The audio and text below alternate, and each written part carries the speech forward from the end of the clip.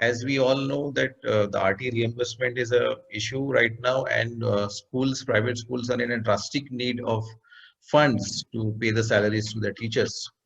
And at this time, I would like to be grateful to the Education Department, Pune Zilla Parishad. So they have come up with the solution that how can we pay the schools. So this is a positive initiative, and here I would like to introduce our chief speaker and guest for today, Shri Ayush Prasad ji.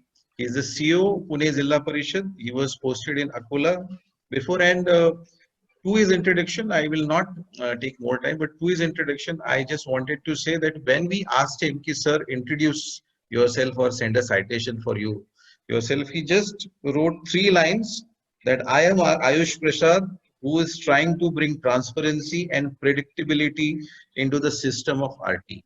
I think that's the spirit, and we need more officers like you.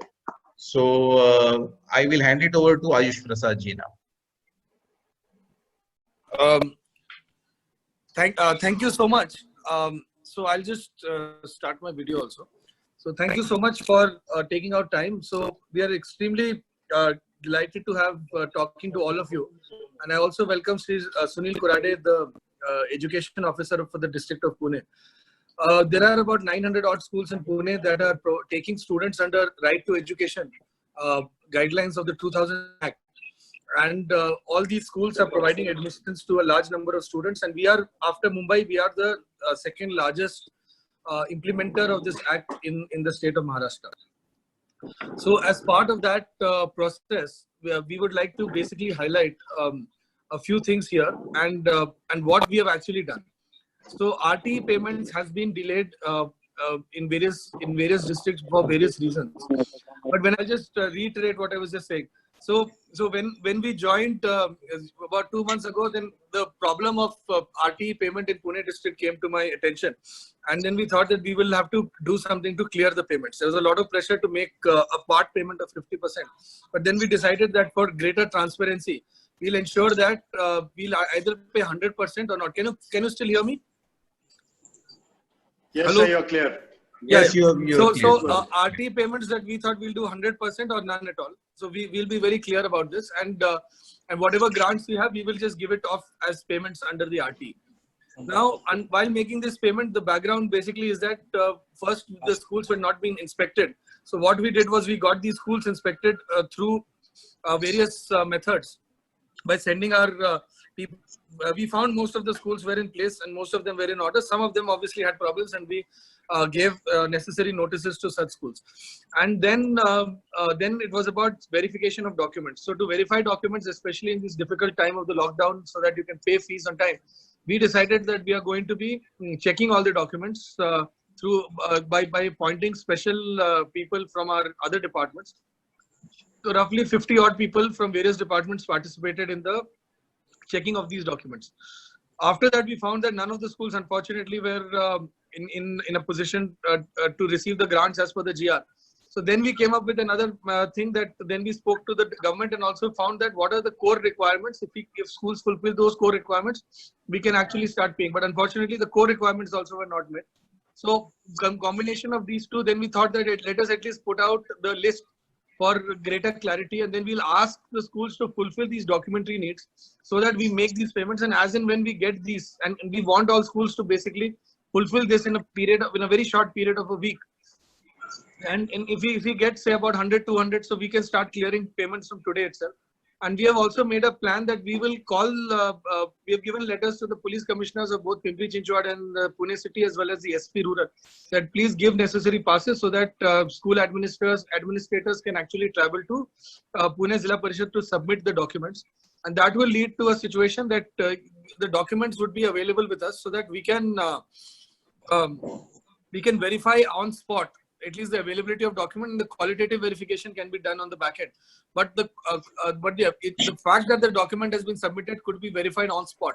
So this is something, and so that we are also in a sense of clarity, and no document beyond the guidelines would be asked, and nothing else. I request everybody to keep the process very transparent, and each school should be knowing why they got a payment or why next school did not get a payment.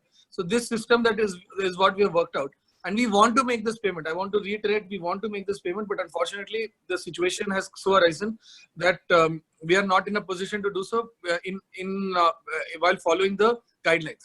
And also, let's say we try to change the guidelines, retrospective effect of change of law cannot be given, because henceforth, even if the government decides to take a call like that they want to change the guidelines and make it simpler, that they can do for the future years. But today we are making payments for previous years. So that would again be an issue. So I hope you understand. So we are all in this situation where to make these payments, you're supposed to be meeting these guidelines. And I feel that this process would also weed out fraudulent schools, and we'd also give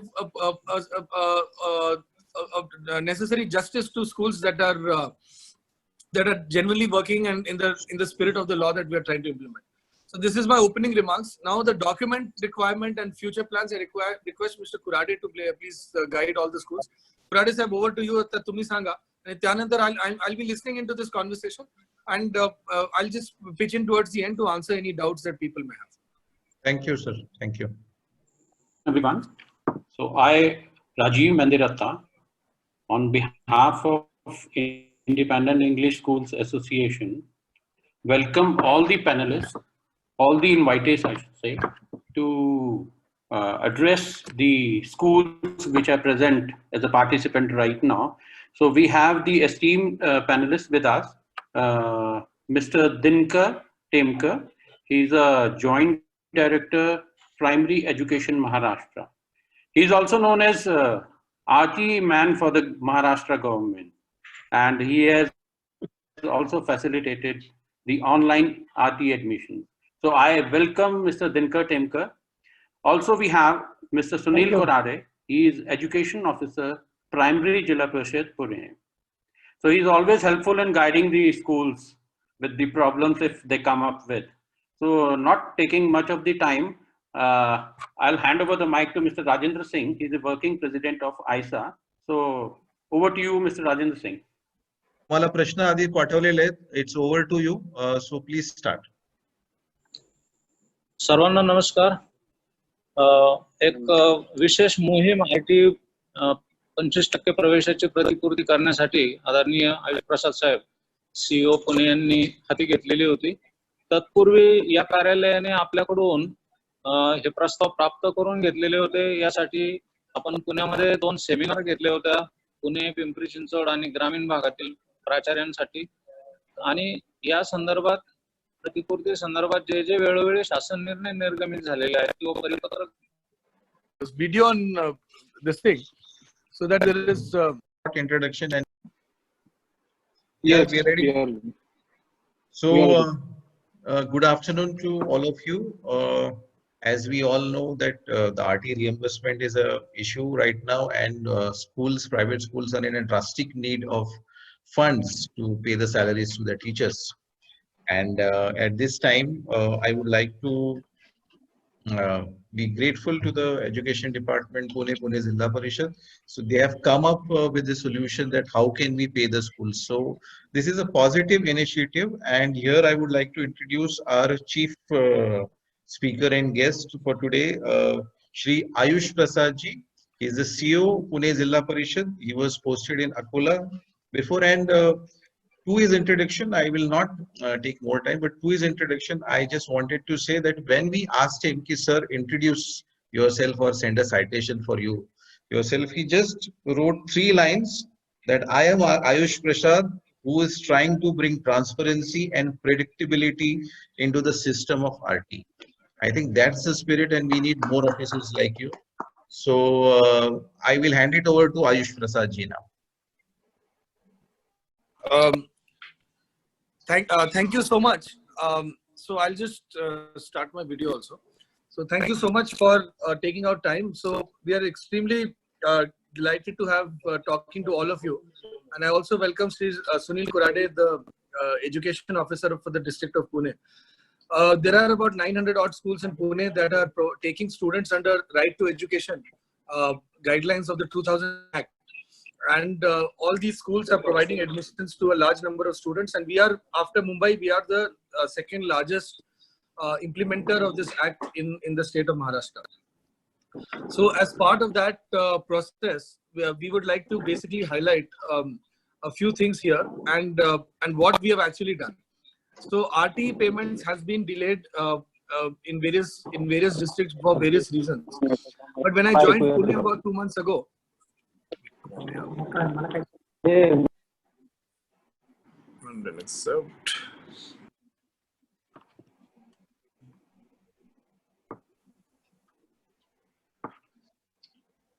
I think Sir has got disconnected. yes, sir got disconnected. So he might join with Kurade sir and continue. हा मी join झालोय.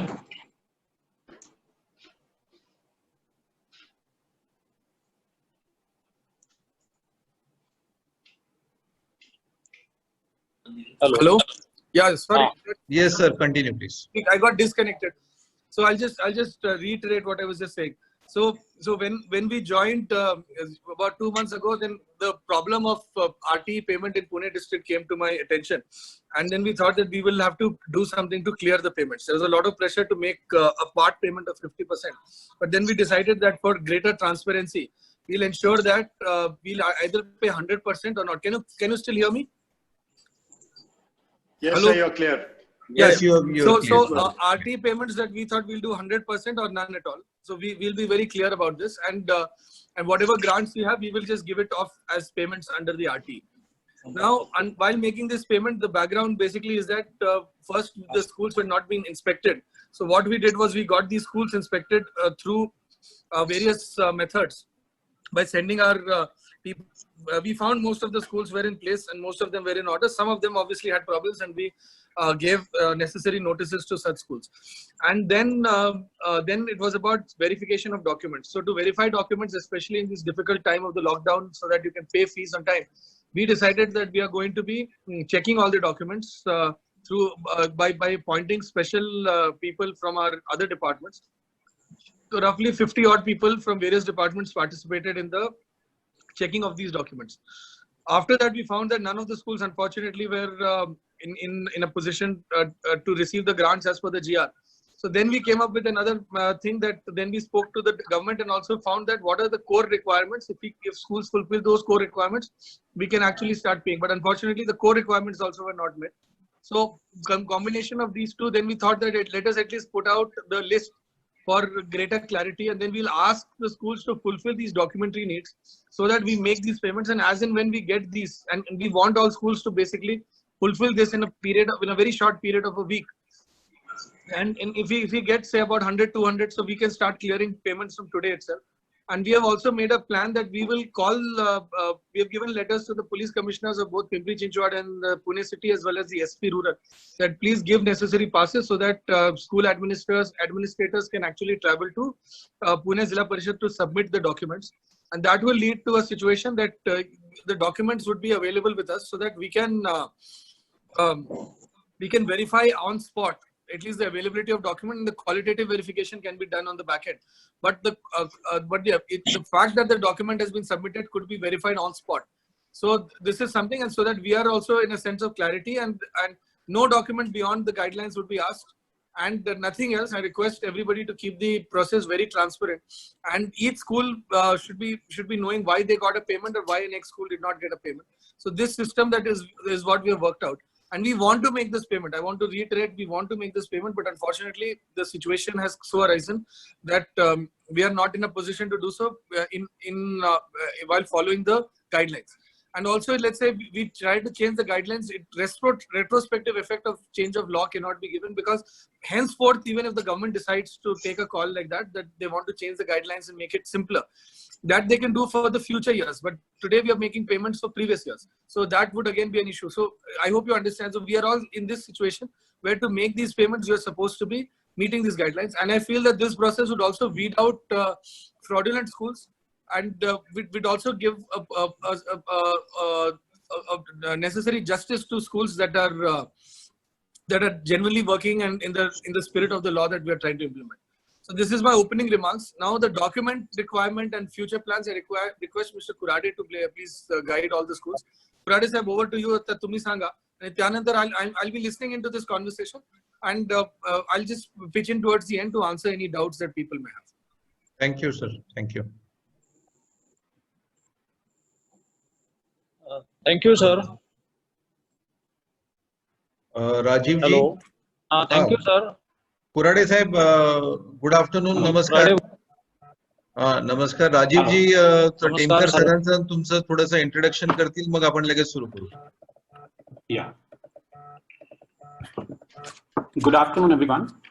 So I, Rajiv Mandiratta, on behalf of Independent English Schools Association, welcome all the panelists, all the invitees, I should say, to address the schools which are present as a participant right now. So we have the esteemed panelists with us, Mr. Dinkar Temkar. He's a Joint Director, Primary Education, Maharashtra. He's also known as RT man for the Maharashtra government, and he has also facilitated the online RT admission. So I welcome Mr. Dinkar Temkar. Also we have Mr. Sunil Korade. He is Education Officer, Primary Jilla Parishad, Pune. So he's always helpful in guiding the schools with the problems if they come up with. So not taking much of the time, I'll hand over the mic to Mr. Rajendra Singh. He's the working president of ISA. So over to you, Mr. Rajendra Singh. Kurade sir, आपण लगेच सुरू करू. तुम्ही मराठीत बोलणार आहात का? हो, मराठीत बोलतो. चालेल. तुम्हाला प्रश्न आधी पाठवलेले आहेत. It's over to you. So please start. सर्वांना नमस्कार. एक विशेष मोहीम IT 25% प्रवेशाची प्रतिपूर्ती करण्यासाठी आदरणीय आयुष प्रसाद साहेब CEO पुणे यांनी हाती घेतलेली होती. तत्पूर्वी या कार्यालयाने आपल्याकडून हे प्रस्ताव प्राप्त करून घेतलेले होते. यासाठी आपण पुण्यामध्ये 2 सेमिनार घेतले होते, पुणे, पिंपरी चिंचवड आणि ग्रामीण भागातील प्राचार्यांसाठी. आणि या संदर्भात, प्रतिपूर्ती संदर्भात जे जे वेळोवेळी शासन निर्णय निर्गमित झालेले आहेत किंवा परिपत्रक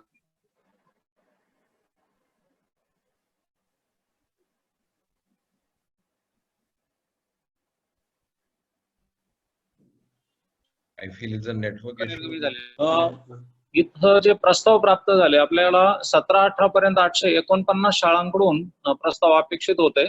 आणि आता आम्ही काल जी स्क्रुटिनी केली त्याच्यामध्ये 537 शाळांचे प्रस्ताव आमच्यापर्यंत आलेले आहेत.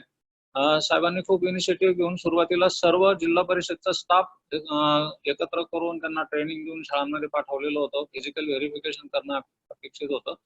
तसंच इथं आमच्या कार्यालयीन स्तरावर प्राप्त कागदपत्रांची पुन्हा स्क्रुटिनी करण्यात आली. खूप मोठं टास्क होतं ते, परंतु COVID-19चे लॉकडाऊन आणि मनुष्यबळाची कमतरता ह्या पार्श्वभूमीवर सुद्धा या कालावधीत सर्व शाळांमधील शाळांच्या प्रस्तावांमधील डॉक्युमेंट्स व्हेरीफाय करण्यात आली. आणि व्हेरिफिकेशन नंतर थोडंसं असं आम्हाला जाणवतं की आम्ही चेकलिस्ट नुसार जे डॉक्युमेंट्स आपल्याकडून मागितलेले होते, आपल्याकडून डॉक्युमेंट आले, आपण सबमिट केले, आपलं समाधान झालं की आपण फाईल सबमिट केली. परंतु तपासताना असं लक्षात आलं की ते डॉक्युमेंट का मागितलेलं आहे, त्याचा हेतू त्या डॉक्युमेंट मधून आम्हाला साध्य होत नाही, किंवा आम्ही जे मागितले त्याच्याऐवजी काही वेगळं डॉक्युमेंट आलेलं आहे. म्हणजे डॉक्युमेंट आलं नाही याचा अर्थ तुम्ही दिलंय परंतु ते अपूर्ण आहे, किंवा इररिलेव्हंट म्हणता येईल, किंवा वेगळ्या वर्षाचं. तर अशा प्रकारच्या काही गोष्टी लक्षात आल्यानंतर त्या नेमकं काय अपेक्षित आहे हे समक्ष सांगण्याची गरज आहे. म्हणून खरं पाहिलं तर ह्या वेबिनारची एक संकल्पना सुचली आणि आपण त्याला खूप चांगला प्रतिसाद दिला. आणि पहिली स्टेप आपण टाकली की आम्ही आपल्या सोबत आहोत. त्याचं खरं आपल्या सर्वांचं मला आभार मानायचं आहे की ह्या मोहिमेमध्ये तुम्ही आमच्या सोबत आहात, आम्हीही तुमच्या बरोबर आहोत. ही डॉक्युमेंट्स कशी अपेक्षित आहेत, नेमकं काय अपेक्षित आहे हे डॉक्युमेंट निहाय आम्ही आपल्याला आता या ठिकाणी सांगू इच्छितो. त्यानंतर मग आपण ही रजिस्ट्रेशनच्या वेळी जे प्रश्न विचारलेले होते याबाबतही आपण सविस्तर मार्गदर्शन, त्या प्रत्येक प्रश्नाचं उत्तर तुम्हाला मिळेल असं हे करू.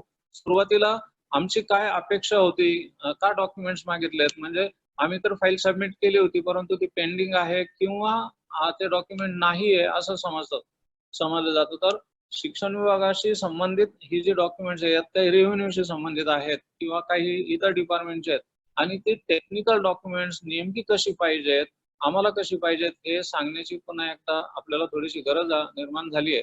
आणि म्हणून आपण हे आजचं वेबिनार आयोजित केलेलं होतं. तर मला असं वाटतं सुरुवातीला फार वेळ न घालवता की डॉक्युमेंट जी आहेत ती आपण कशी अपेक्षित केलेली आहेत, ते प्रत्येक डॉक्युमेंट निहाय आम्हाला काय पाहिजे हे मी इथं आता आपल्याला सांगण्यासाठी माझ्यासोबत आमचे अशोक गोडसे शिक्षण विस्तार अधिकारी आहेत. मी त्यांना विनंती करतो की त्यांनी प्रत्येक डॉक्युमेंट कसं असावं हे सांगावं. मध्ये जिथं गरज भासेल तिथे मी त्यामध्ये बोलत राहील. सर्वांना नमस्कार. मी अशोक गोडसे, विस्तार अधिकारी शिक्षण, जिल्हा परिषद पुणे. शासन परिपत्रक किंवा शासन निर्णयाचे काही रेफरन्सेस 5-6 माझ्या हातात आहेत, ते आपल्या सर्वांच्या निदर्शनास आणून देऊ इच्छितो. 16 जुलै 2014ला प्रतिपूर्तीबाबत सर्वात पहिलं परिपत्रक निघालं. त्याच्यानंतर 23 एप्रिल 2015, 30 मे 2016, 30 डिसेंबर 2017, 1 नोव्हेंबर 2018 आणि 5 फेब्रुवारी 2019 या सर्व परिपत्रकांचं अवलोकन केलं असता असं दिसून येतं की शाळांकडून जे प्रस्ताव विहित नमुन्यामध्ये यायला पाहिजे होते, त्याच्यामध्ये अपेक्षा अशी आहे की शाळेने ही प्रतिपूर्तीसाठी पात्र असलेल्या शाळेने एक मागणी अर्ज द्यावा की वर्षनिहाय जो 2 पानांचा फी प्रतिपूर्ती मागणी अर्ज या ठिकाणी आहे, तो आपल्या सर्वांना शेअर करण्यात येईल. यापूर्वी तो शाळांना दिलेला आहे. माझ्या माहितीप्रमाणे 90% शाळांनी हा फी प्रतिपूर्ती मागणी अर्ज जो 2 पानांचा आहे तो सादर केलेला आहे शिक्षणाधिकारी प्राथमिक यांच्या नावे. याच्यामध्ये शाळेचं नाव, पत्ता, वर्षनिहाय विद्यार्थी संख्या, 75% मध्ये किती विद्यार्थी होते, 25% मध्ये किती विद्यार्थी होते, यापूर्वी किती रक्कम मिळाली आणि किती रक्कम मिळणं अपेक्षित आहे, आणि मुख्याध्यापकाने जे खातं उघडलेलं आहे त्या अकाउंटच्या डिटेल्स आणि मुख्याध्यापकाची स्वाक्षरी अशा स्वरूपाचा तो फी प्रतिपूर्ती मागणी अर्ज आहे.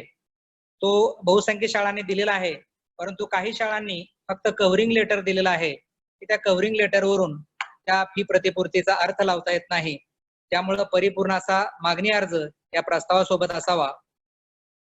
त्याच्यानंतर दुसरा मुद्दा असा आहे की शासन परिपत्रकामध्ये प्रपत्र अ आणि प्रपत्र ब हे मुख्याध्यापक किंवा शहरी भागामध्ये प्रशासकीय अधिकारी तथा प्रशासन अधिकारी यांच्या आणि मुख्याध्यापकांच्या स्वाक्षरीने द्यावा. याच्यामध्ये प्रशासकीय अधिकारी किंवा प्रशासन अधिकारी यांच्या स्वाक्षरीने देण्यामागचा उद्देश असा आहे की काही प्रवेश ऑफलाईन झाले होते, काही प्रवेश ऑनलाईन झालेले आहेत. हे सर्व विद्यार्थी त्या शाळेमध्ये शिकत आहेत, याचं व्हेरिफिकेशन त्यांनी केलेलं आहे. कॅटलॉग वर पाहिलं, वर्गात ती मुलं बसलेली आहेत, म्हणजेच आज रोजी ती मुलं शिकत आहेत आणि ही शाळा प्रतिपूर्ती देण्यासाठी पात्र आहे. अशा स्वरूपाचं ते प्रपत्र अ आणि ब हे दोघांच्या सहीने या ठिकाणी सादर करणं अपेक्षित आहे. त्याच्यानंतर त्याच्या पुढचा मुद्दा क्रमांक 3 आहे, तो म्हणजे शाळेमध्ये 75% आणि 25% शिकत असलेल्या विद्यार्थ्यांची सांख्यिकी माहिती असणारा तो तक्ता आहे.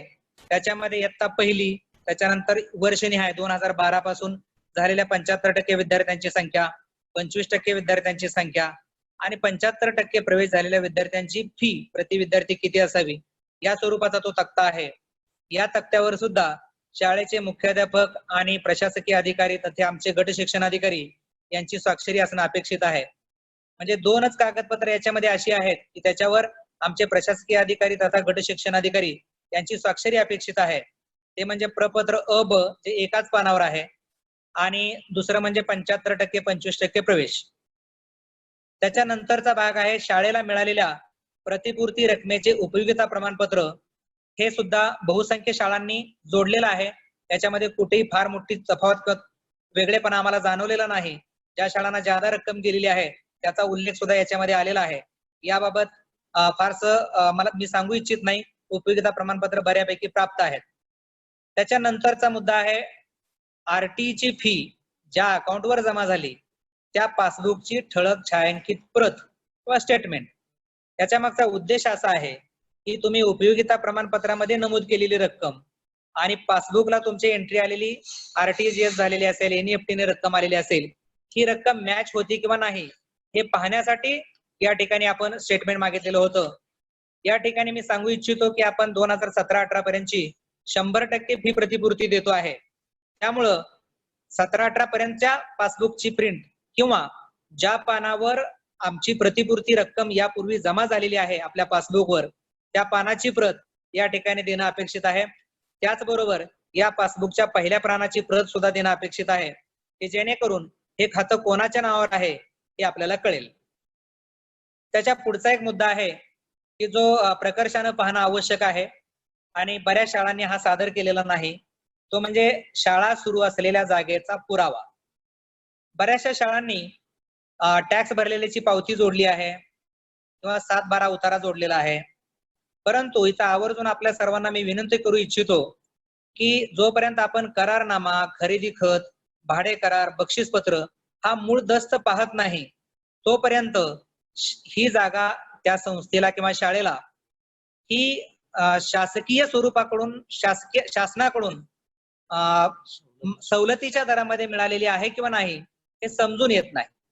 उदाहरणार्थ काही शाळा आम्हाला अशा आढळल्या की त्यांच्या 7/12 उतार्यावर त्या शिक्षण प्रसारक मंडळाचं किंवा संस्थेचं नाव आहे, परंतु इतर अधिकारमध्ये त्याच्यामध्ये स्पष्ट उल्लेख आहे की नाममात्र भाडे ₹1 नुसार ही जागा देण्यात आलेली आहे. अशा प्रसंगी दुहेरी लाभ एखाद्या शाळेला किंवा संस्थेला देता येत नाही, हा शासनाचा रास्त उद्देश असल्यामुळं या ठिकाणी आम्ही करारनामा, भाडे करार किंवा जे काही तुमचं ऍग्रीमेंट असेल त्याची सर्व पानं जोडणं अपेक्षित ठेवलेलं आहे. या ठिकाणी आम्हाला असंही जाणवलेलं आहे की काही शाळांनी करारनाम्याची पूर्ण प्रत जोडलेली नाही, त्यामुळे त्या कागदपत्राचा अर्थ लावता येत नाही. त्याच्या पुढचा मुद्दा, RTE साठी स्वतंत्र बँक खाते शाळेच्या नावावर आहे का? शासन परिपत्रकामध्ये स्पष्ट नमूद केलेलं आहे की RTE ची जी प्रतिपूर्तीची रक्कम आपल्याला मिळते याच्यासाठी स्वतंत्र अकाउंट असावं. याचं कारण आपल्या खात्यावर विविध प्रकारचे ट्रान्झॅक्शन्स होत असतात नियमित खात्यावर. म्हणजे काही शाळा चलनाने फी जमा करून घेतात, काही कॅश स्वरूपात घेऊन ती आपल्या खात्यावर टाकतात. त्याच्यामधून RTE ची रक्कम किंवा त्याचा विनियोग याच्या बाबतीमध्ये निश्चित असा अर्थ लावणं थोडंसं अवघड जातं. या अपेक्षेनं शासनाने RTE साठी स्वतंत्र बँक खाते असावी अशा प्रकारची अपेक्षा व्यक्त केलेली आहे. त्या पासबुकची झेरॉक्स जोडलेली असेल किंवा मुख्याध्यापकाने एक प्रमाणपत्र दिलेलं असावं की RTE साठी आमच्या शाळेमध्ये स्वतंत्र बँक खाते शाळेच्या नावावर आहे, असं 2-3 ओळीचं जरी हमीपत्र किंवा प्रतिज्ञापत्र दिलं आपल्या लेटर हेडवर तरी सुद्धा ते चालण्यासारखं आहे. त्याच्या पुढचा मुद्दा आहे फीचा तपशील RTE पोर्टल आणि शाळेच्या संकेतस्थळावर जाहीर केल्याचा पुरावा प्रत. या ठिकाणी आम्हाला तपासणी करताना खूप वेगळ्या प्रकारचा अनुभव आला, तो म्हणजे शाळांनी RTE पोर्टलवर फी प्रसिद्ध केलेली आहे, ही खूप आनंदाची बाब आहे, परंतु ही फी प्रसिद्ध केल्यानंतर जे व्हेरिफिकेशन व्हायला पाहिजे ते व्हेरिफिकेशन झालेलं नाही. व्हेरिफिकेशन स्टेटसच्या समोर नॉट व्हेरीफाईड असा रिमार्क अजूनही दिसतो. म्हणजे आपण आपले गट शिक्षणाधिकारी असतील, प्रशासकीय अधिकारी असतील, प्रशासन अधिकारी असतील, त्यांचं RTE पोर्टल हँडल करणाऱ्या व्यक्तीकडे एखाद्या पावतीची प्रत पाठवली असती आणि त्यांना जर सांगितलं असतं की आमची फीची पावती आहे, एवढीच आम्ही फी घेतो, संकेतस्थळावर हीच फी नोंदवलेली आहे किंवा RTE पोर्टलवर हीच फी नोंदवलेली आहे, ती तुम्ही व्हेरीफाय करा, तर आमच्या तालुका स्तरावरून किंवा PMC PCMC स्तरावरून ही फी व्हेरीफाय झाली असती आणि आज जो तुम्ही ऑनलाईन प्रिंट काढत आहात त्या प्रिंटवर नॉट व्हेरीफाईड असा जो रिमार्क दिसतोय तो दिसला नसता. तर नॉट व्हेरीफाईड असल्यामुळं ही फी जी सगळ्यांना दिसायला पाहिजे ती दिसत नाही. शाळेने अपलोड केलेली आहे, याच्यात शाळेची कुठलीच चूक नाही, परंतु ती फी व्हेरीफाय होणं अत्यंत आवश्यक आहे. त्याच्या पुढचा मुद्दा, 25% विद्यार्थ्यांकडून कोणतीही फी घेतली नसल्याचे मुख्याध्यापक यांचे प्रमाणपत्र. या बाबतीमध्ये सुद्धा खूप समाधानकारक व सकारात्मक प्रतिसाद आहे. बहुसंख्य शाळांनी अशा प्रकारचं प्रमाणपत्र जोडलेलं आहे. त्याच्या पुढचा मुद्दा आहे 75% सर्वसाधारण विद्यार्थ्याकडून फी घेतल्याच्या संदर्भातील इयत्ता निहाय पावतीचा पुरावा. या पावत्या शाळांनी जोडलेल्या आहेत. फक्त याच्यामध्ये अडचण एवढीच झालेली आहे, RTE पोर्टलवर जाहीर केलेली फी आणि प्रत्यक्ष जोडलेली पावती याच्यामध्ये काही ठिकाणी तफावत आहे. दुसरी महत्वाची गोष्ट, आम्ही 17-18 पर्यंतची प्रतिपूर्ती करत आहोत, परंतु काही शाळांनी पावती जोडताना 18-19 आणि 19-20 ची जोडलेली आहे. त्यामुळं पावती बघितल्यावर पावतीवर जास्त रक्कम दिसते आणि पोर्टलवर रक्कम कमी दिसते. त्यामुळं पोर्टलवर ज्या वर्षीची पावती ज्या वर्षीची फी नमूद, आम्ही या चेकलिस्ट प्रमाणे आमच्या ऑडिट कोणत्याही प्रकारचा ऑडिट घेतला जाणार नाही याची दक्षता आम्ही घेत आहोत. याच्यामध्ये यापुढे म्हणजे एक मुद्दा सांगायचा म्हणून आपल्याला सांगून ठेवतो. त्यामधल्या काही गोष्टी आहेत याचं रिपिटेशन भविष्यात होणार नाही. म्हणजे काही कागदपत्र ही कायमस्वरूपी आहेत. एकदा तुमची ओएस फाईल आमच्याकडे आली की वारंवार तीच कागदपत्र पुढच्या वर्षी देण्याची आवश्यकता भासणार नाही. उदाहरणार्थ तुम्हाला परत प्रतिपूर्तीची मागणी करताना 3-4 प्रकारचीच कागदपत्र देण्याची आवश्यकता भासेल.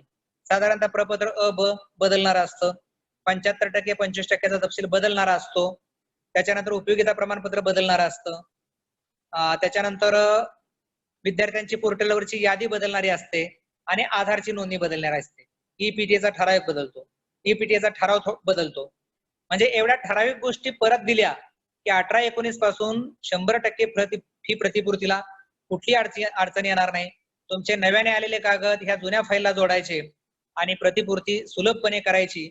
असा साधा सोपा या ठिकाणी केलेला हा प्रयत्न आहे. आम्ही या ठिकाणी सर्व फाईलचे 3-4 वेळा व्हेरिफिकेशन झालेलं आहे. जी कागदपत्र नाही असं नमूद केलेली आहेत, शाळांच्या दृष्टिकोनातून ती कागदपत्र जाहीर केलेली आहेत. परंतु ती कागदपत्र थोडीशी इरिलेव्हंट आहेत किंवा ती कागदपत्र या निकषाची पूर्तता करू शकत नाहीत. त्यामुळे या ठिकाणी ते नाही असा संदर्भ आला असेल. माझ्या दृष्टिकोनातून प्रतिपूर्तीच्या संदर्भात मला एवढं सांगणं.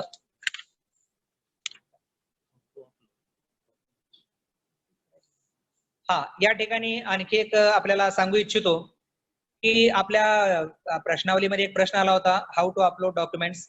या ठिकाणी डॉक्युमेंट्स अपलोड करण्याची कुठे आवश्यकता आपण व्यक्त केलेलीच नाही. तुम्हाला अपलोड डॉक्युमेंट करायचं ते एकच, ते म्हणजे आरटी पोर्टलवर आपण जेव्हा फी दाखवतो त्याच्या पुढे व्हेरिफिकेशन स्टेटस आणि त्याच्यापुढे अपलोड डॉक्युमेंटचे एक नावाचा एक ऑप्शन असतो. तिथं फक्त तुम्हाला चलन अपलोड करायचंय किंवा पावती अपलोड करायची. ती पण कोणासाठी?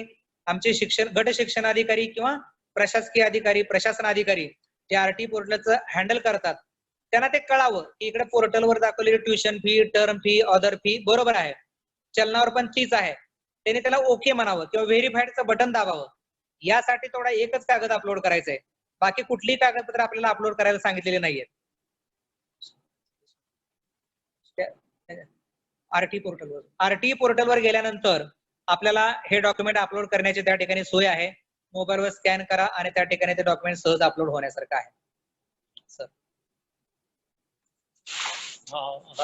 गोडसे साहेबांनी आम्हाला अपेक्षित असलेले जे डॉक्युमेंट्स आहेत चेकलिस्ट प्रमाणे ते काय अपेक्षित आहे आणि आपल्याकडून काय झालंय हे सांगितलेलं आहे. याच्या मागचे हेतू एकच आहेत, ते म्हणजे पहिलं मागणी पत्र मागताना आपले बँक डिटेल्स कळावेत आणि यापूर्वी घेतलेली आपण रिएम्बर्समेंट किती आहे ती कळावी. त्यानंतर जागेचे डॉक्युमेंट्स मागताना आपल्याला शासकीय जमीन किंवा सवलतीच्या दराने जमीन मिळालेली नाही हा एक हेतू होता. तिसरं, आपण फी रिएम्बर्समेंट करताना फी कोणत्या दराने करताय, शासनाच्या दरापेक्षा कमी दराची आहे की शासनापेक्षा जास्त आहे त्याच्यासाठी, आणि ही फी आपण पालकांना कळवलेली आहे का हा हेतू होता. आणि म्हणून शाळेच्या वेबसाईटवर किंवा शासनाच्या आरटी पोर्टलवरती ही अपलोड करावी अपेक्षा होती आणि ती अपलोड केलेली पालकांना पण दिसावी. आपण अपलोड केली आणि बीओनी व्हेरीफाय केली नाही तर ती पालकांना दिसत नाही आणि म्हणून ती फी अपलोड केली नाही अशा प्रकारचा अभिप्राय त्या ठिकाणी आलेला असेल. 75% फी घेताना विद्यार्थ्यांची फी किती घेताय, म्हणजे आपण जी मागणी केलेली फी आहे तीच प्रत्यक्षात विद्यार्थ्यांनी भरलेली आहे इतर 75% विद्यार्थ्यांनी, हे कळण्यासाठी ती पावती किंवा त्याचं चलन मागितलेलं होतं. त्यानंतर ही शिकत असलेल्या विद्यार्थ्यांची यादी, म्हणजे प्रत्यक्षात आरटी प्रवेश झालेले आहेत ते पोर्टलवरची जर यादी दिली तर ती ऑथेंटिक होते आणि तिथं आधार नंबर मिळतात आणि म्हणून ती यादी हवी होती. बऱ्याच शाळांनी ती स्वतः कॉम्प्युटराइज केलेली दिली किंवा हाताने वेगळी दिली आणि त्याच्यामुळे प्रत्यक्ष झालेल्या प्रवेशाची आणि आपण दिलेल्या यादीतील विद्यार्थी संख्या यामध्ये तफावत दिसत होती. शाळा मान्यतेच्या बाबतीमध्ये शासनाची परवानगी, त्यानंतर शिक्षणाधिकारी यांची प्रथम मान्यता आणि आरटी ऍक्ट नुसार स्वमान्यता, ही 3 डॉक्युमेंट्स आहेत ती आपल्याला लागणारीच आहेत, परंतु एकदा वन टाइम द्यायची, ती पुन्हा पुन्हा द्यावी लागणार नाही. स्वमान्यता मात्र 13 ते 16 आणि 16 ते 19 या 3 वर्षाच्या दोन्ही कालावधीची तिथे लागणार आहेत. कदाचित आपण एक जोडलेलं असेल, दुसऱ्या वर्षाचं जोडलं नसेल तर ते जोडावं लागणार आहे. तर अशा प्रकारे डॉक्युमेंट्स काय अपेक्षित होते ते आपल्याला सांगितलेले आहेत. आता आपण हा फॉर्म भरत असताना रजिस्ट्रेशन करताना काही प्रश्न विचारलेले होते की यामध्ये how much fee is going to be reimburse. तर 17-18 पर्यंतची 100% फी रिएम्बर्समेंट करण्यासाठी आपण ही प्रस्तावांची छाननी करतोय आणि सीओ साहेबांनी मगाशी आपल्याला क्लिअर केलंय की सर्व डॉक्युमेंट्स असतील तर आम्ही 100% देऊ शकतो. त्यानंतर how to protect the schools. Now what the government department is doing on. तर यासाठी आपल्या शाळांना ज्या अडचणी आहेत या संबंधाचं निवेदन तुम्ही आमच्याकडे दिलं तर आपण ते नक्की शिफारशीसह शासनाला पाठवू. त्यानंतर ही डॉक्युमेंट व्हेरिफिकेशनची एक स्ट्रिंजंट व्हेरिफिकेशन प्रोसेस आपण का डेव्हलप करत नाही. तर ह्या म्हणजे पुणे जिल्ह्याचं उदाहरण द्यायचं झालं तर महाराष्ट्रात सर्वात जास्त शाळा पुणे जिल्ह्यामध्ये आहेत. 963 शाळा यावर्षी आपण आरटी साठी पात्र झाल्या. 17-18 पर्यंत 849 होत्या. पण ही शाळांची संख्या पाहिली तर त्या प्रमाणामध्ये मनुष्यबळ पण अपेक्षित आहे. म्हणजे जिल्हा परिषदेचाच विचार केला तर ह्या कामासाठी फक्त एक क्लर्क आणि एक विस्तार अधिकारी आणि आम्ही. तर एका माणसाचं हे नक्कीच काम नाही. शाळांची संख्या पाहिल्यानंतर एवढ्या सगळ्यांची स्क्रुटिनी करणं, ती प्रॉपरली करणं, त्या प्रत्येक डॉक्युमेंटची माहिती असणं, ह्या गोष्टी तशा खूप मोठ्या होत्या. तरीही याचं वर्कशॉप घेऊन ऍक्च्युअल किती पेमेंट यापूर्वी झालंय, आता किती करायचंय याच्यासाठीचं एक वर्कशॉप करून 50% रिएम्बर्समेंट 17-18 पर्यंत देण्याचा आम्ही प्रयत्न केलेला होता. आता उर्वरित फाईल्सची देत असताना शिवसाहेबांची जी पॉलिसी आहे की एकतर सर्व डॉक्युमेंट्स असेल तर 100% द्या किंवा 50% देऊच नका. आणि त्यामुळे आता आम्ही ही विशेष मोहीम राबवून आपल्याकडून ही सगळी डॉक्युमेंट प्राप्त करून घेण्यासाठी प्रयत्न करत होतो. आणि याची एकदा तुमच्याकडे ही फाईल आल्यानंतर ही मास्टर फाईल म्हणूनच आम्ही ठेवू. पुन्हा त्या फाईल मधले जे परमनंट डॉक्युमेंट्स आहेत की जे दरवर्षी बदलणारे नाहीयेत ते आपण कायम ठेवून फक्त बदलणारे डॉक्युमेंट मागवतोय. याच्यामध्ये मागणी अर्ज असेल, त्यानंतर 25% 75%ची यादी वाढेल, त्यानंतर उपयोगिता प्रमाणपत्र होईल आणि मधल्या काळात काही फी मध्ये बदल केले असतील तर ते बदल त्या अनुषंगाने ईपीटीएचा ठराव. तर बदलणारे कागदपत्र आपण घेऊ, अन्यथा फाईल तीच कंटिन्यू करण्याचा आमचा विचार आहे. त्यानंतर why extra documents are asked for. आपण जादाचे मागतच नाहीयेत. या संदर्भात वेळोवेळी जी शासनाने परिपत्रकं दिली त्या परिपत्रकानुसार जे डॉक्युमेंट्स मागितलेले आहेत तीच मागतोय. आणि ती मागत असताना फक्त कदाचित तुमच्या आणि मागणारे आमचं याच्यामध्ये गैरसमजुतीमुळे तेच डॉक्युमेंट पुन्हा मागतायत का काय असं वाटत असेल. परंतु मला असं वाटतं आता गोडसे साहेबांच्या ह्या खुलाशामध्ये आपल्या लक्षात आलं असेल की आपण काही वेगळी मागत नाहीये. परिपत्रकात जी आहेत तीच मागतोय. आता काही डॉक्युमेंट्स तुम्ही देऊ शकत नाही. उदाहरणार्थ ईपीटीएचा ठराव आता नाही करता येणार. तो त्यावेळी जर केला असेल प्रॉपरली तर तो तेव्हाचाच लागणार आहे. किंवा 100% आधार कार्ड आपले पूर्ण झालेले नाही. तर असे काही मुद्दे आहेत की ज्या संदर्भात शासनाकडून आपल्याला काही जर रिलॅक्सेशन मिळालं तर आपण त्याचा विचारही करू. परंतु आता आम्ही मागतोय ते शासनाने जे ठरवून गेलं त्याप्रमाणेच मागत आहोत. त्यानंतर आपल्या विचारलेल्या प्रश्नांमध्ये आम्ही यापूर्वी फाईल सबमिट केली मग पुन्हा का मागतात. तर आपण यापूर्वी सबमिट केली आहे, परंतु जर अपेक्षित असलेले डॉक्युमेंट नसतील तर ते पुन्हा आम्हाला नाईलाजाने मागावं लागत आहे. त्यानंतर 7/12च्या उतार्यात आम्हाला एक प्रश्न आहे की 7/12च्या उतार्यामध्ये आम्हाला कन्सेशन रेटने जमीन मिळालेली आहे तर आम्ही इलिजिबल का नाही. शासनाचं धोरणच आहे की दुहेरी लाभ द्यायचा नाहीये. जर का कन्सेशन रेटने आपण जमीन घेतलेली असेल तर रिएम्बर्समेंट करू नये, त्यासाठी ते मागतोय. जमिनीचे डॉक्युमेंट मागण्याचा मुळच हेतू असा आहे की आपल्याला शासकीय जमीन मिळालेली नाही ही खात्री करण्यासाठी करार किंवा यापूर्वीचा जो इंडेक्स 2 मध्ये सुद्धा यापूर्वीचे मालक कोण आहे ते कळतं. परंतु नुसतं एक डॉक्युमेंट आपण दिलं, आम्ही टॅक्स भरतो त्याची पावती दिली तर हे आमच्या मालकीची जमीन आहे, मग आता तुम्हाला आणखीन कागद पाहिजेत. तर तो हेतू नाहीये. फक्त एकच आहे की बेसिक अट जी आहे की शासनाची जमीन सवलतीच्या किंवा मोफत किंवा अल्पदराने मिळालेली असू नये ती खात्री करण्यासाठी ती डॉक्युमेंट्स आम्ही मागत होतो. तर अशा प्रकारे मला असं वाटतं की माझ्याकडून जे सांगण्याचा जो भाग आहे तो आम्ही हे केलाय. आता याची जी कार्यपद्धती आहे की आपण हे डॉक्युमेंट्स कसे घ्यायचे, तर आमच्या पुढे सुद्धा तोच प्रश्न आहे की आता लॉकडाऊन आहे. सीओ साहेबांनी आपल्याला सांगितलं की पुणे आणि पिंपरी चिंचवड सिटीजना आणि ग्रामीणच्या एसपीना पत्र दिलेले आहेत की या कामी जे शाळांचे माहितगार व्यक्ती राहिले तर आपल्याला डॉक्युमेंट त्या दिवशी लगेच तपासून त्याच्यावरचा व्हेरिफिकेशनचा अभिप्राय ते योग्य आहेत अयोग्य आहेत हे तिथंच सांगून आम्ही तुम्हाला हे करणार आहोत की हा आता डॉक्युमेंट पूर्ण झालेले आहेत आणि तुम्हाला रिएम्बर्समेंट आम्ही करू शकतो. जसे जसे हे पूर्ण होतील तशा तशा रिएम्बर्समेंटच्या फाईल आम्ही लगेच सादर करायला रेडी आहोत. इथं स्टाफ कमी जरी असला तरी या कामालाच केवळ आता प्राधान्य देऊन हे करण्याच्या आम्ही तयारीमध्ये आहोत. तर भविष्यामध्ये आपल्याकडून सहकार्याची आणि आमच्याकडून लागणाऱ्या पूर्ण सहकार्याची आम्ही हमी देतो. आणि आपल्याला आणखीन काही शंका असतील तर राजेंद्रजी आपण विचारू शकता. तसं टेमकर साहेब आहेत, त्या प्रक्रियेबद्दल आम्हाला काही अडचणी आहेत, त्याच्याबद्दल त्यांना काही बोलायचं असेल तर त्यांचे मत घ्यायला हरकत नाही. धन्यवाद कुराडे साहेब आणि आपले जे एक्सटेन्शन ऑफिसर आहेत त्यांनी भरपूर माहिती दिली. आता काही प्रश्न चॅट मध्ये पण येत आहेत आणि लोकही विचारतायत, तर ते आम्ही एकत्र करत गेलेलो आहे. तर सगळ्यात पहिला प्रश्न की तुम्ही जो म्हटले की पहिला जो फॉर्म असतो त्याच्यावर 2दा सही लागते, एक्सटेन्शन ऑफिसर किंवा विस्तार अधिकारी किंवा BO ची. ती सही जर झालीच नसली आता तर तो एक अडचणीचा विषय येईल. हा, तर त्याच्या बाबत मी असं क्लिअर करतो की प्रपत्र अ आणि ब वरती प्रशासकीय अधिकारी आणि BOची सही आम्ही घेतो. ती शाळांनी त्यांच्याकडे जाऊ नये घेण्यासाठी आम्ही BO इथे बोलू. आणि फी रेग्युलेशन ऍक्ट जो आहे, मला टेमकर सर करेक्ट करतील जर चुकलं तर, 2014 fee regulation act implemented in 2016 मध्ये हायकोर्टचे ऑर्डर झाल्यानंतर आणि त्याच्यामध्ये चेंजेस झाल्यानंतर तर तेव्हापासून EPETA फॉर्म झाला आणि त्याच्यानंतर मग EPET आपण फीज मान्यता घेतो आणि EPET कडनं. तर 2016 नंतर ते सगळे मिळेल, पण त्या आधीच शक्य नाहीये, कारण की तिची जर आपण नेटवर पण पाहिलं तर 2014 मध्ये तो स्थापन झाला आणि 2016 मध्ये त्याचं संपूर्ण राज्यामध्ये इम्प्लिमेंटेशन झालं. हा एक विषय आहे. दुसरं, फी रेग्युलेशन ऍक्ट मध्ये असा कुठेही उल्लेख नाही, म्हणजे जी प्रोसिजर केलेली आहे फी मान्यतेची त्याच्यामध्ये असा कुठेही उल्लेख नाहीये की EPETAने शाळेला ऑर्डर द्यावी फी वाढवायची, असा कुठला दस्तच नाहीये. तर त्यामुळे तो दस्त मागितला गेलेला आहे, तो थोडासा आपल्याला हे करावं लागेल. तर ते फी रेग्युलेशन ऍक्ट बरोबर झालं ना. स्वयं मान्यतेच्या फाईल जे आहेत आमच्याकडेही शाळा सांगतात की आम्ही फाईल सबमिट केलेल्या आहेत, त्या फाईल सबमिशनची OC त्यांच्याकडे आहे, पण कुठलाच रिस्पॉन्स ठराविक नगरपालिका किंवा BO कडनं किंवा एक्सटेन्शन ऑफिसर कडनं स्वयं मान्यता बरोबर आलेला नाही.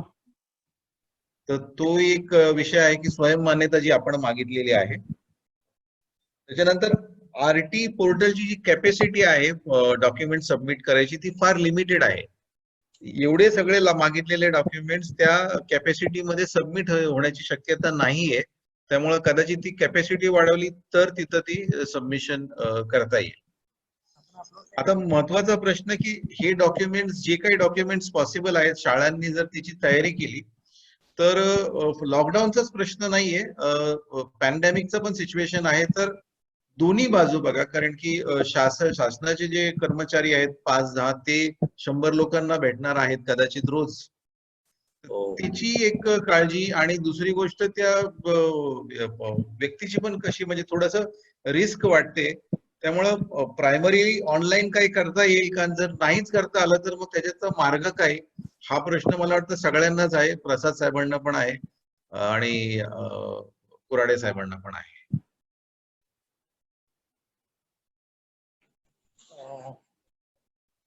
हॅलो, हा राजेंद्र, याच्यामधला पहिला जो मुद्दा होता अ आणि ब प्रपत्र BO आणि प्रशासन अधिकारी यांची स्वाक्षरी, तर ती आम्ही घेतोय, तो मी क्लिअर केला.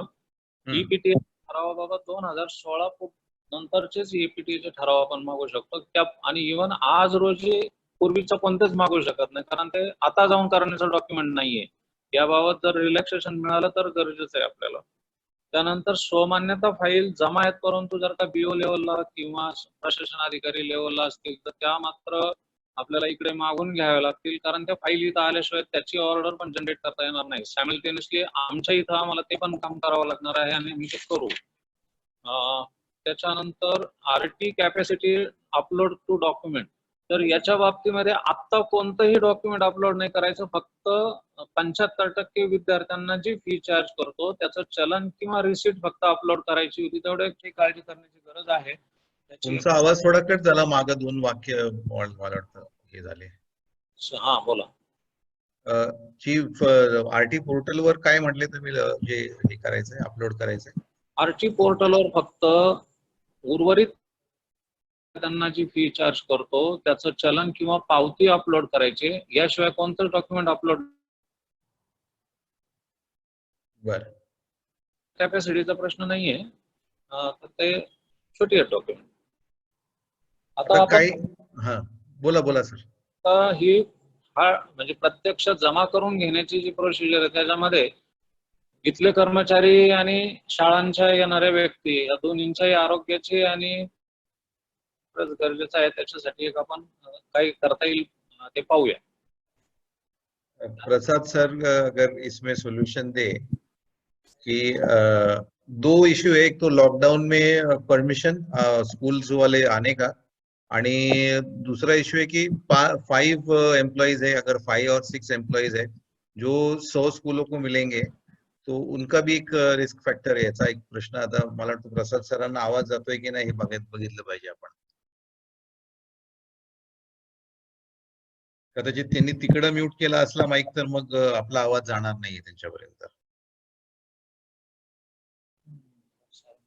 आणि व्हेरिफिकेशन आता सर तुम्ही म्हणताय की व्हेरिफिकेशन एकच ठिकाणी जिल्हा परिषद या ठिकाणी होणार. व्हेरिफिकेशनचे जर ठिकाणं 4-5 लावली तर कदाचित ते स्टॅगर्ड होतील लोक आणि ग्रुप कमी होईल, असं काय करता येईल का?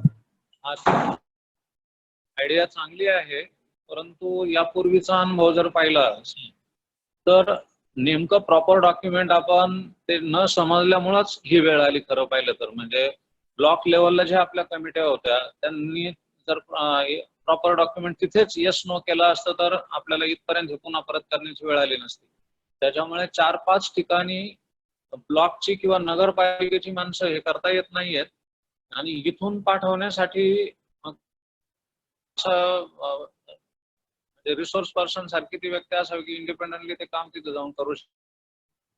तर मला अजून एक हे करायची विनंती, एक मॉडेल फाईल बनवता येईल का आपल्याला, की एक मॉडेल फाईल करून आपण ती फाईल आम्हाला जर दिली तर ती आम्ही लोड करू आणि त्या शाळेंना पाठवू की मॉडेल फाईल आहे, अशा प्रमाणे डॉक्युमेंट जमा करा किंवा फाईल सबमिट करा.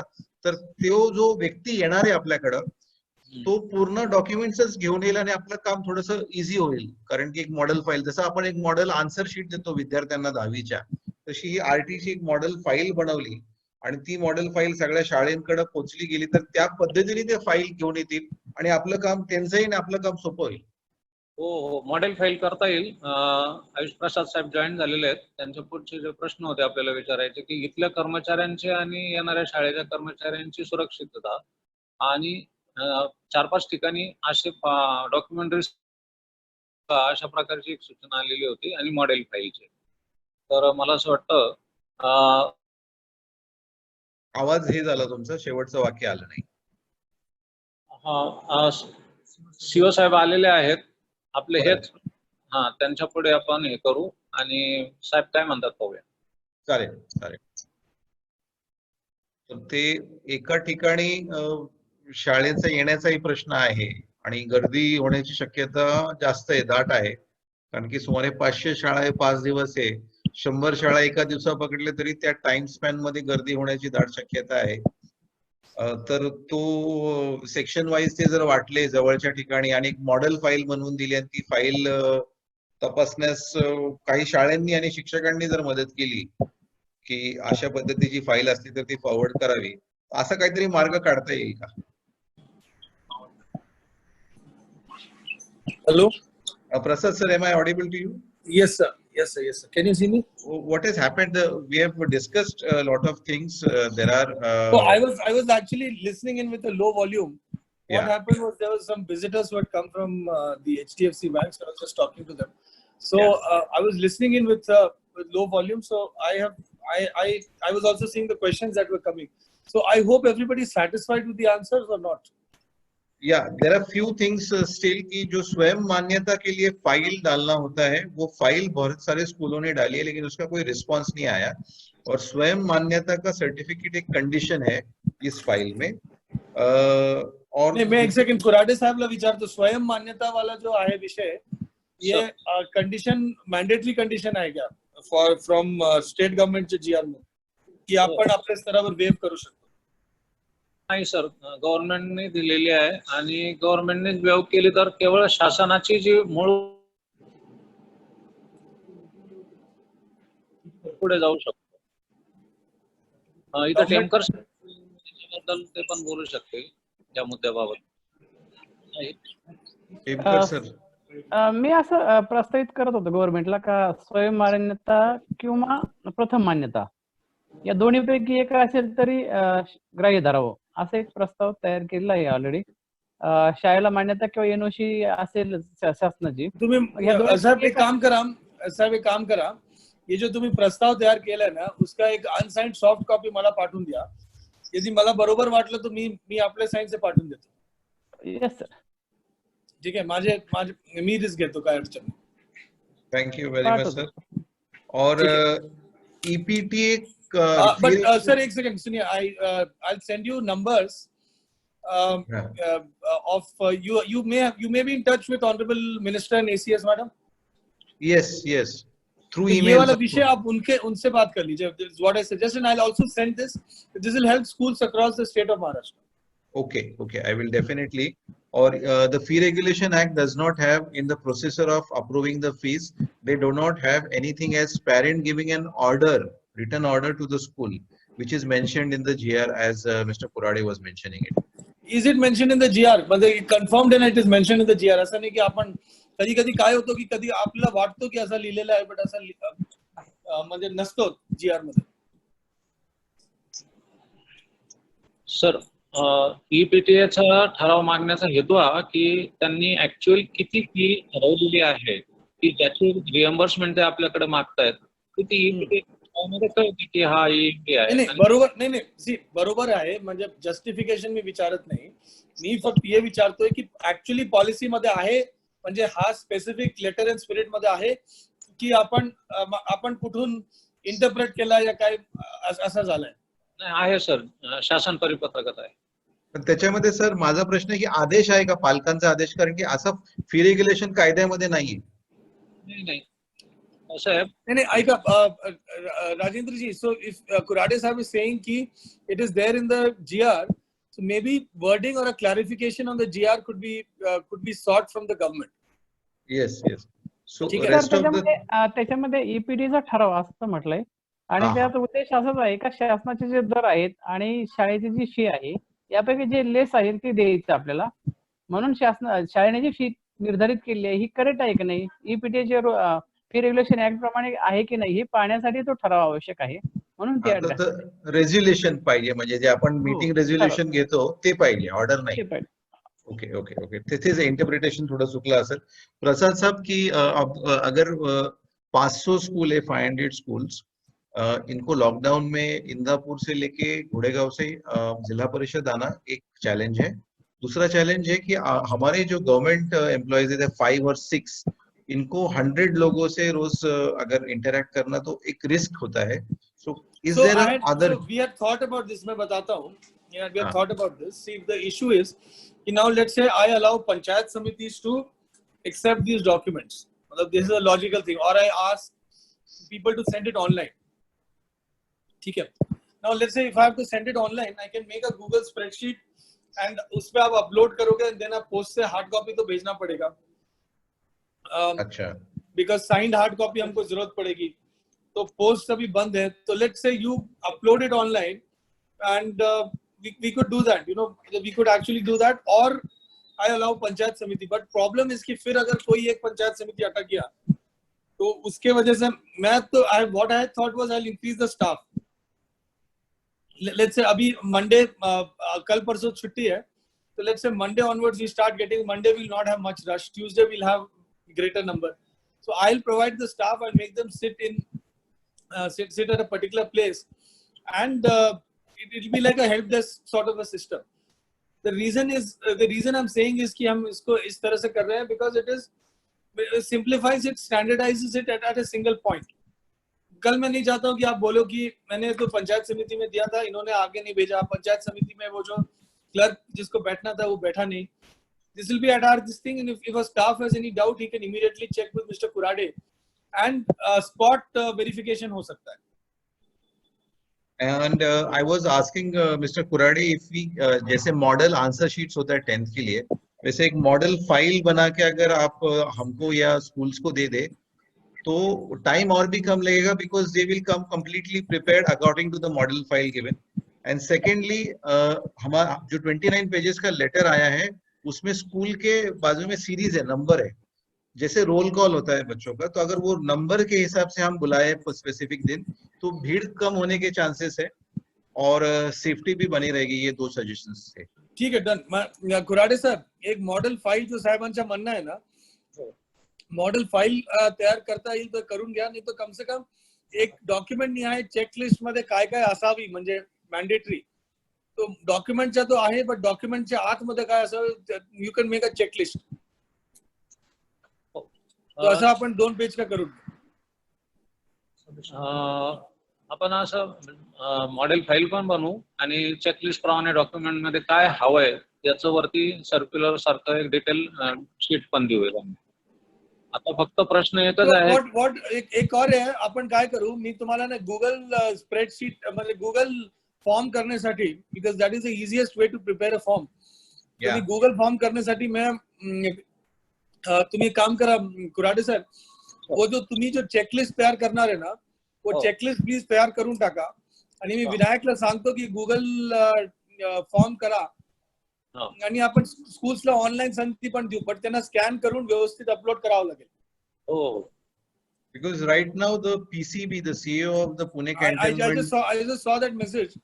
yeah, PCB does not really need to shut down end to end, but they have decided to do that. It's fine. for the next 3 days. So so we have to go for both online offline maybe and give them a file. We'll do both online offline. Yeah. And but I request, so we are going in with a lot of trust in this for schools. Yes. So I request all schools to also cooperate. Definitely. My last question: if some or the other document, with leaving the 3 important things is a fee, the land ownership, and शाळेची मान्यता. Leaving these 3 documents, if some documents are not ready with the schools, maybe the school at the remote places and the clerk is coming from his home or whatever reasons, then is there a relaxation in that? So unfortunately, see that 3 major documents was a verbal order that was given to me. Okay, and there's actually tomorrow I am expected as a public servant to be following the GR in its entire letter and spirit. So it was just a measure to check whether we can actually do something. So my request is that what you do is you just get this thing that we'll have to fulfill it, because the government does not, the GRs do not basically allow us to go that you just do 3 and others are optional or something like that. It's not there. So my request is it's best that all of us are on the safe side and complete the process end to end. And but I'll also build out a system where these documents are required. Many of these things are one-time submissions. You know, like in the next year, you would not have to resubmit all these documents. And there was a question that had come that, sorry, can you just read out the question? In the chat or in the question? Yeah, in the chats. Yes. Question that had come, many schools' names are missing in the list. So whichever school, so whatever list were taken, so there are 3 lists actually, 2 lists rather. One is a list of schools whose documents, they have given an application for payments, but they haven't submitted all the documents. The second list basically consists of names of all the schools that had have not yet applied for payment. So please check your names in either of these lists. In case you have missed out any of these, so I request you to please get in touch with Shri Kurade at the earliest. Okay. And ये जो police department का कैसे करें? Are we getting a letter on? वो मैंने letter जो हमने police को भेजा है, I would request Kurade साहब वो लेटर तो भी WhatsApp पर जरा सर्कुलेट करून टाका, so that you can get passes using this letter. Okay. So while asking for pass, you have to scan this. You just attach this letter and say that this is for this purpose. You have already written to the police commissioner. In case police is not issuing the pass and you want certain assistance, so you could call our district helpline number 1800 233 4130. 1800 233 4130. Okay. Okay, we'll do that definitely. So, major of the questions are answered now. The task is to get these files completed to you in time. We'll see what best we can do and how can we sincerely, because we see a lot of sincerity maybe after a long time, and we appreciate that. So we see a lot of sincerity and we want to do our best. Sir, sorry to interrupt you. Galaxy A320 has asked that where can we get the passes? You'll have to go online and apply the police passes. Police pass साठी online करायचं application. Pune Police Commissionerate has a different website and Pimpri Chinchwad has a different website, and the Gramin has a different website. Like all three actually merge at Maharashtra Police website. The easiest is to just go to Maharashtra Police website. Okay.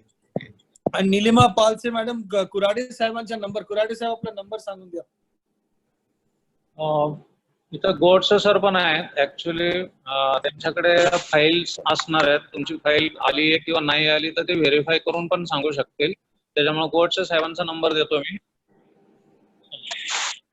7020013478. Repeat, 7020013478. Ashok Godse.